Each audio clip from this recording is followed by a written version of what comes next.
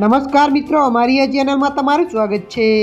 સુરતમાં 4 મહિનાના બાળકનું મોત થયું છે, જેમાં કાર ચાલકે રિવેશ લેતા સમયે આ ઘટના બની હતી। બાળકને માથાના ભાગે ઈજા પહોંચી હતી અને સારવાર મળે તે પહેલાં તેનું મોત થયું છે। પોલીસે કાર ચાલક સામે ગુનો નોંધીને તપાસ હાથ ધરી છે અને કારને પોલીસ સ્ટેશન ગુનાના ભાગરૂપે લીધી છે। પોલીસે મૃત બાળકીના માતા પિતાના પણ નિવેદન નોંધ્યા છે। ત્યારે મિત્રો, મળતી માહિતી અનુસાર આપને જણાવી દઈએ કે ખેત મજૂરી કરતા 4 માસના બાળકનું મોત થયું છે।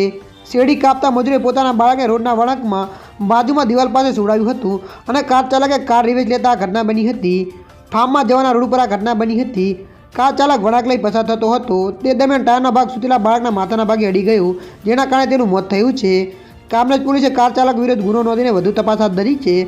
ત્યારે મિત્રો, વધુ આપને એ પણ જણાવી દઈએ કે જ્યારે તમારું બાળક જાહેર જગ્યાએ કે ફ્લેટના પ્લોટ વિસ્તારમાં રમતું હોય તો તેને એકલું ના મૂકો। આવી ઘટના એકવાર નહીં પરંતુ અનેકવાર બની ચૂકી છે। માતા પિતાના બેદરકારીના કારણે બાળકને જીવ ગુમાવવાનો વારો આવ્યો છે। ત્યારે મિત્રો, હાલ માટે આટલું। મળીશું નવી અપડેટ સાથે। જો વિડીયો તમને પસંદ આવે, લાઇક, શેર અને સબસ્ક્રાઈબ કરી નાખજો। ધન્યવાદ।